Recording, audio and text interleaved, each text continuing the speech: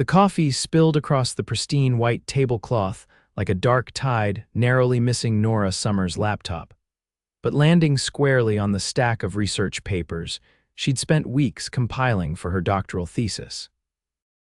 The man responsible stood above her with an expression that mixed surprise with something closer to annoyance than apology. "Watch where you're going," Nora snapped, grabbing napkins from the dispenser and frantically blotting her papers. "These are irreplaceable. You might consider not spreading your work across an entire cafe table," the man replied calmly, reaching for his own napkin. "This is a public space, not your personal office." Nora looked up, truly seeing him for the first time. Tall, with dark hair that curled slightly at the temples, expensive-looking glasses, and a suit that probably cost more than her monthly rent. But it was his eyes that caught her attention, deep blue and unnervingly direct. Something about them made her even more determined not to back down. "Public space means shared respectfully," she countered, her voice rising enough that nearby patrons glanced over. "Not barging through like you own the place." A hint of amusement flickered across his face. "Fair point. I apologize for the spill, but not for suggesting you might be over-occupying the space. I was here first, and I'm a paying customer. I've bought 3 coffees already." Nora gestured to her empty cups. "Which makes you caffeinated, not entitled," he said, then did something unexpected. He sat down at her table. "Let me buy you another while we salvage your papers." "What are you working on anyway?" Nora blinked, thrown by the sudden shift. "Excuse me." "You can't just sit, Bennett Thorne," he said, extending his hand. "And I just did." Nora ignored his hand. "I didn't invite you to join me. Consider it reparations for the coffee incident." He withdrew his hand without offense. "Besides, I'm curious about what was important enough to take over half the cafe." Something in his persistence broke through her anger. "Fine. 1 coffee, then you find another table. I'm working on my doctoral thesis in environmental economics." Bennett raised an eyebrow. "Sustainability models in corporate environments. How did you know that?" Nora asked, surprised. "I caught a glimpse before I drowned them," he admitted, signaling a barista. "It's a field I follow closely." The barista approached with unusual speed. "Mr. Thorne, your usual." "And whatever the lady was drinking," Bennett said, nodding to Nora's empty cup. Nora frowned at the exchange. The barista knew him by name, and there was a deference in her manner that seemed excessive for a regular customer. "You come here often?" Nora asked after the barista left. "I own the building," Bennett said simply. "The coffee's a perk." "So that's why you think you can tell people how much space they're allowed to take up," Nora said, feeling her irritation return. "That's not what Bennett started, then stopped himself. "Actually, you're right. That was presumptuous of me. Your research looked interesting, that's all." Something in his tone seemed genuine, and Nora found herself softening despite her best intentions. "It's about creating economic incentives for corporations to adopt sustainable practices without sacrificing profitability." "The Holy Grail," Bennett said with a nod. "How's it going? Honestly, difficult. I need more real-world data from companies that have actually implemented these models, but most corporations guard that information like it's classified." Bennett studied her face for a moment. "Have you approached Thorne Innovations, the tech company?" Nora laughed. "Sure, let me just call up the CEO and ask him to share proprietary financial data for my thesis. I'm sure he's waiting by the phone." Bennett's mouth twitched. "You might be surprised." Their coffees arrived, and Nora noticed hers was in a ceramic mug rather than the paper cup she'd been using all day. "I took the liberty of upgrading you," Bennett explained. "The house blend is actually quite good when it's not served in cardboard." Nora took a sip and had to admit he was right. The coffee was rich and complex in a way she hadn't noticed before. "So, Nora Summers, environmental economist in training, what would you do if you had access to that kind of corporate data?" Nora paused, mug halfway to her mouth. "I didn't tell you my last name." Bennett looked momentarily caught off guard, then pointed to her laptop. "It's on your screensaver." "Right," Nora said, not entirely convinced but unwilling to make a scene. "Well, if I had that data, I could develop models that would actually work in practice, not just theory." Most sustainability initiatives fail because they're approached as charity rather than strategy. That's exactly right, Bennett said, leaning forward with genuine interest. Most CEOs see environmental concerns as PR exercises or regulatory burdens, not competitive advantages. For the next hour, Nora forgot about her initial anger as they discussed corporate sustainability from every angle. Bennett was knowledgeable in a way that surprised her, asking insightful questions and challenging her assumptions without being dismissive. "You know a lot about this for someone who isn't in the field," Nora finally observed. Bennett shrugged. "I have varied interests." Nora glanced at her watch and gasped. "I've got to go. I'm meeting my advisor in 20 minutes. As she frantically gathered her papers, many now sporting coffee stains, Bennett handed her a business card. "If you're interested in continuing this discussion, maybe with access to some of that data you need, give me a call." Nora accepted the card automatically, stuffing it into her bag without looking at it. "Thanks for the coffee." Despite the dramatic introduction, Bennett smiled, and something about it made Nora's heartbeat quicken. "Next time, I'll try to make a better first impression." "Bold of you to assume there'll be a next time," she said, but she was smiling too as she hurried out the door. It wasn't until that evening, emptying her bag onto her small apartment desk, that Nora finally looked at the card Bennett had given her. Simple white stock with elegant black lettering. Bennett Thorne, CEO, Thorne Innovations. Nora stared at it, remembering how casually she'd lectured him on corporate sustainability and even criticized his company's approach. She groaned and buried her face in her hands.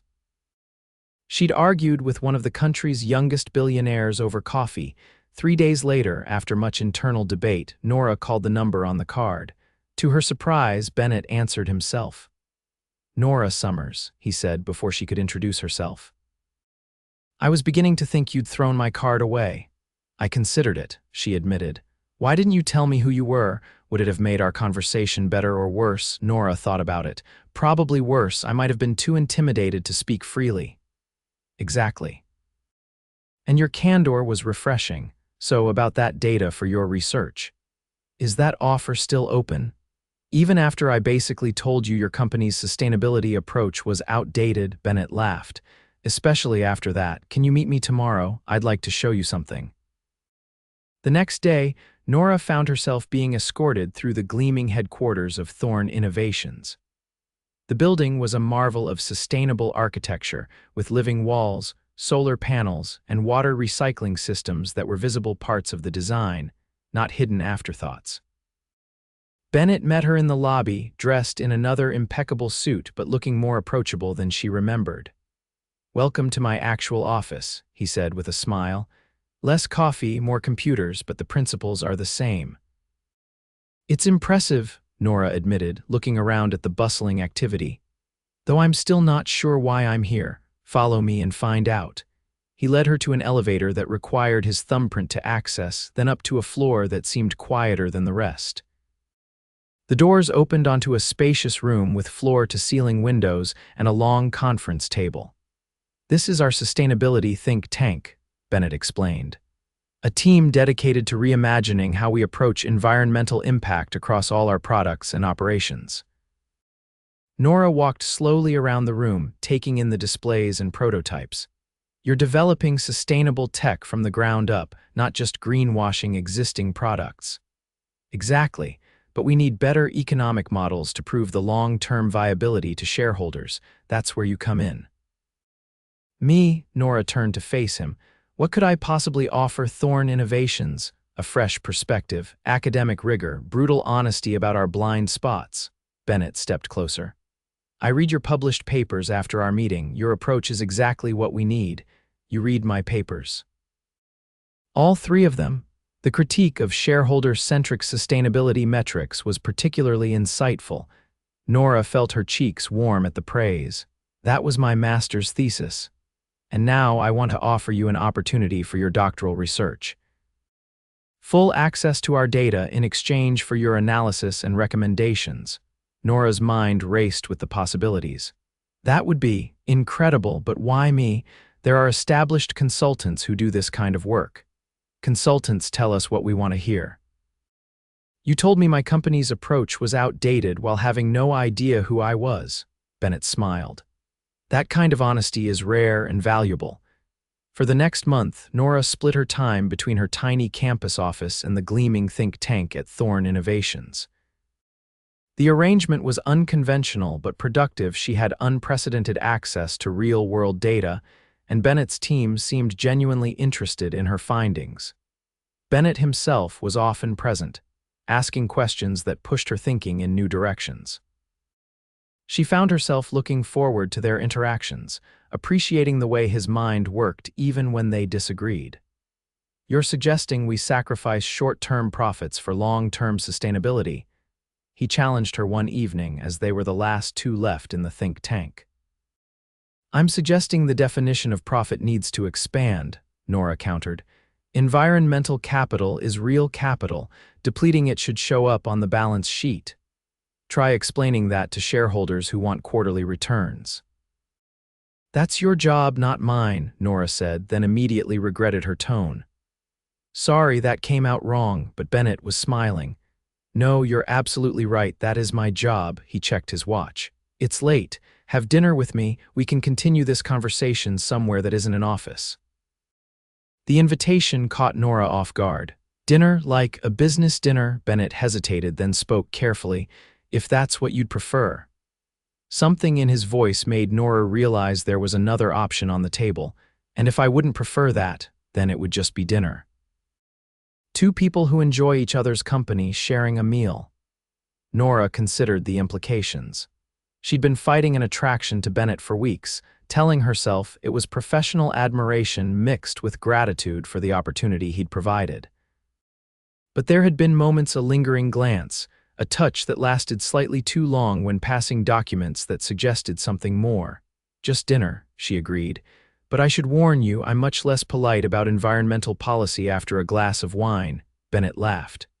"I'm counting on it." Dinner was at a small, sustainable restaurant that grew its own produce on the roof.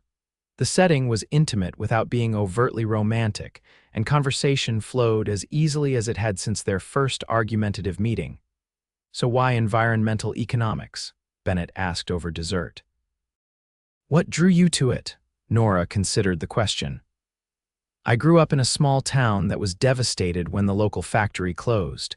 Everyone blamed environmental regulations, but the real problem was the company's failure to adapt and innovate. I wanted to prove that economic prosperity and environmental responsibility could coexist." "And have you proven it? I mean, I'm getting closer. Working with your company has helped you're actually doing many of the things I've only theorized about." "Not enough, according to your analysis," Bennett pointed out. "No one is. That's the point. We need to reimagine the entire system, not just tweak the existing one." Bennett studied her face with an intensity that made her pulse quicken. "You know, most people in my position are surrounded by people who agree with everything they say. It's refreshing to be challenged."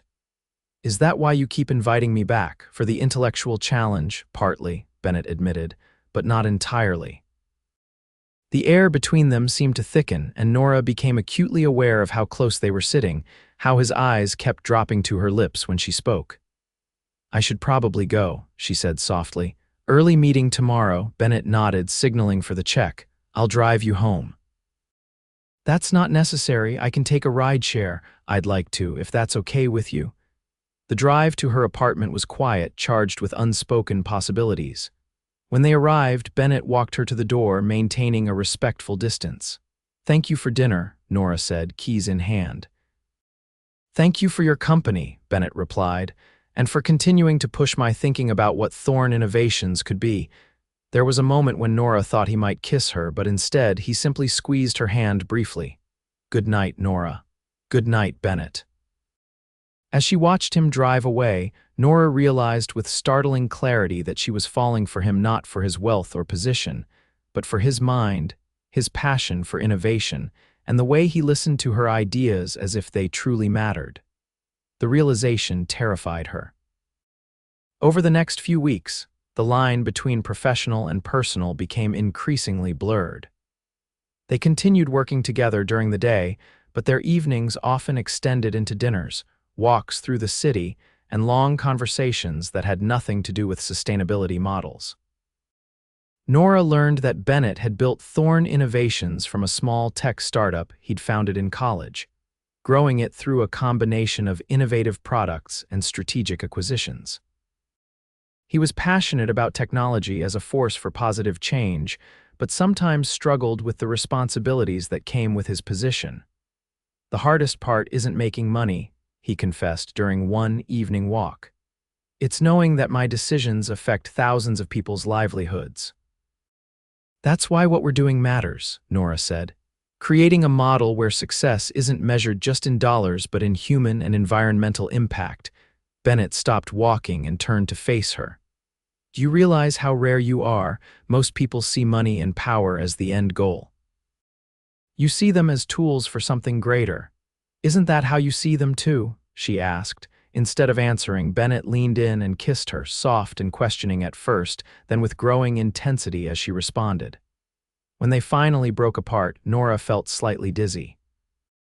"I've been wanting to do that since you told me off about taking up too much space in the café," Bennett admitted. "Really, even when I was yelling at you, especially then, your passion was compelling," Nora laughed. "You're probably the only billionaire who finds being yelled at attractive." "I'm definitely the only billionaire who found you yelling at them attractive," he corrected, pulling her close again. As their relationship deepened, Nora struggled to reconcile the Bennett she was falling in love with, thoughtful, brilliant, sometimes insecure with the public image of Bennett Thorne, tech billionaire. The disparity became clear one evening when they attempted to have a normal date at a popular restaurant. They'd barely been seated when the whispers started, followed by not-so-subtle photos taken on phones. The waiter was overly attentive and the restaurant manager personally came to ensure everything was to their satisfaction. "Does this happen every time you go out?" Nora asked quietly after the third interruption. Bennett grimaced. "More or less. I'm sorry, I should have warned you. It's fine. It's just strange to watch everyone treat you like you're something more than human, while you still treat me like I'm the jerk who spilled coffee on your research papers." His tone was light, but there was something vulnerable in his eyes. "Exactly," Nora said, reaching for his hand across the table. "Because that's who you are to me, not some untouchable billionaire, just Bennett, the man who argues with me about carbon offset metrics and kisses me like I'm the most important person in the world." Bennett's expression softened. "You are the most important person in my world. These past months with you have changed everything." "Everything? That's a big statement. I'm serious. You've changed how I think about my company, about success, about what matters." He paused, seeming to gather his thoughts. "Before I met you, Thorne Innovations was successful by every conventional metric, but you've shown me what we could be if we had the courage to redefine success itself." Their moment was interrupted by yet another fan approaching for an autograph. Bennett handled it graciously, but Nora could see his frustration. "Let's get out of here," she suggested once they were alone again. "My place. I'll make terrible coffee and we can just be normal people for the rest of the night." Bennett's smile was grateful. "Nothing about you is terrible, including your coffee. But yes, let's go." At Nora's small apartment, with its mismatched furniture and walls covered in academic posters and family photos, Bennett visibly relaxed. They ended up on her worn couch, shoes off, takeout containers on the coffee table, discussing everything except work. "Tell me about growing up," Nora prompted, curled against his side. "Were you always the tech genius?" Bennett laughed. "Hardly. I was the kid who was constantly taking things apart to see how they worked, usually without the ability to put them back together. My parents thought I was just destructive until my high school science teacher recognized it as curiosity." "What about your parents? How did they handle having a billionaire son?" A shadow crossed Bennett's face. "My father passed away before the company really took off. My mother tries to understand what I do, but she's more interested in whether I'm happy than in how much money I make." "I like her already," Nora said. "She'd like you too." Bennett looked around the apartment. "This place feels like a home. My house is 3 times the size and doesn't feel half as comfortable." That's because you probably have some minimalist designer furniture that looks good in magazines but is actually terrible to live with. You've seen my house in magazines, Nora blushed. I may have Googled you after I found out who you were, just to see what I was dealing with. And what did you discover? That the public Bennett Thorne is nothing like the man I know. She studied his face. Does that bother you? The disconnect between who you are and how you're perceived. It used to, he admitted. Now I just care how one person perceives me. The intensity in his eyes made her heart race. And how's that going? I'm still trying to figure that out. Later that night, as they lay tangled together in her bed, Nora found herself thinking about the strange path that had led them to each other. From an angry confrontation in a cafe to this profound connection that seemed to deepen every day. What are you thinking about? Bennett asked, tracing patterns on her bare shoulder. How unlikely this all is, she admitted, if you hadn't spilled that coffee. I'd have found another way to meet you, Bennett said with certainty. Some things are just meant to be. The pragmatic businessman believes in fate. The pragmatic businessman recognizes patterns when he sees them. And you, Nora Summers, are the best pattern that's ever happened in my life. 6 months after their cafe argument, Nora successfully defended her doctoral thesis, using anonymized data from Thorne Innovations to demonstrate the economic viability of her sustainability models. The committee was impressed not just with her theoretical framework, but with the real-world applications she'd already begun implementing. Bennett attended the defense, sitting quietly in the back of the room, beaming with pride as Nora fielded even the most challenging questions with confidence and clarity. Afterward, as friends and colleagues congratulated her, he waited patiently for his turn. Dr. Summers, he said formally when they were finally alone, your brilliance continues to astound me, Nora laughed.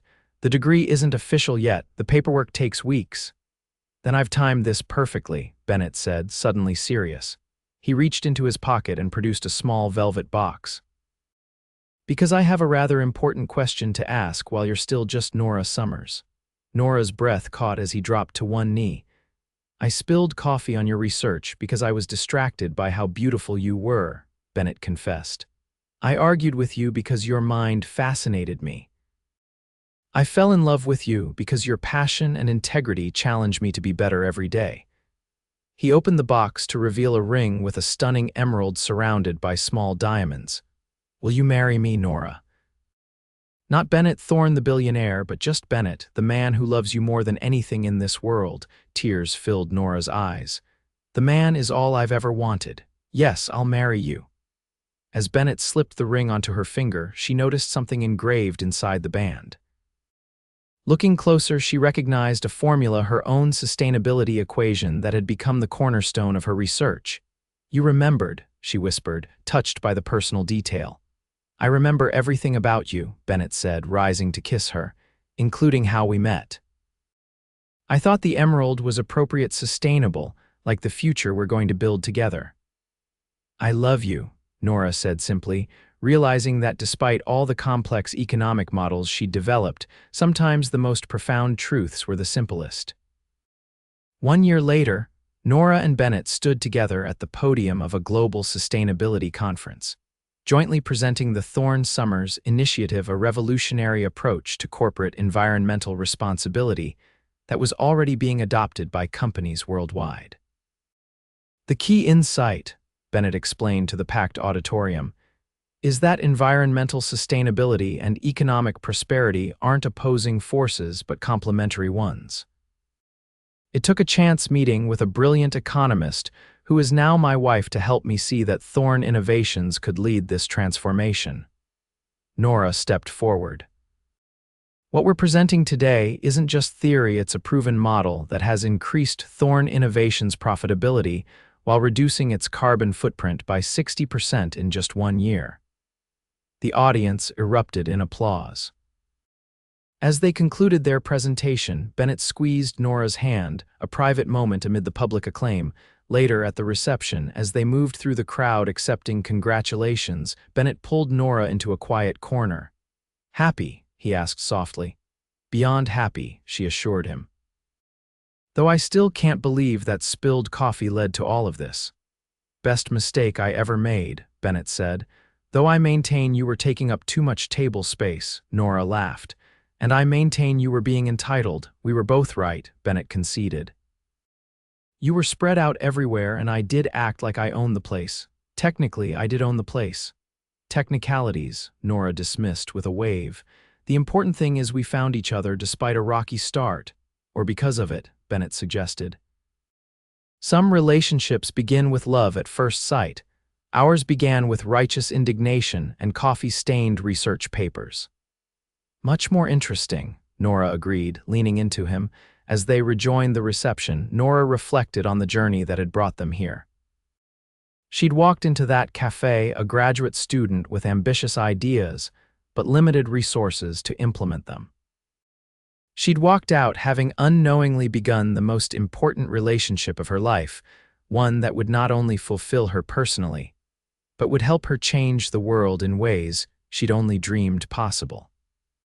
And it had all started with an argument about table space, coffee stains, and the unexpected discovery that sometimes the most lasting connections begin with conflict, honesty, and the courage to speak truth to power, even when you have no idea just how much power you're speaking to. Later that night, as they stood on the balcony of their home, a thoughtful compromise between his preference for modern architecture and her love of cozy spaces, Bennett wrapped his arms around Nora from behind. You know, he murmured against her hair, sometimes I wonder what would have happened if I'd gone to a different cafe that day. We'd have met eventually, Nora said with certainty. Different circumstances, same outcome. That confident in our destiny, Dr. Thorne Summers. That confident in us, Nora corrected, turning in his arms to face him. Some things are just meant to be. Even a pragmatic economist can recognize that pattern. Bennett's laugh was soft as he leaned down to kiss her, both of them secure in the knowledge that their greatest argument had led to their greatest love, a love that would continue to change them, challenge them, and sustain them forever.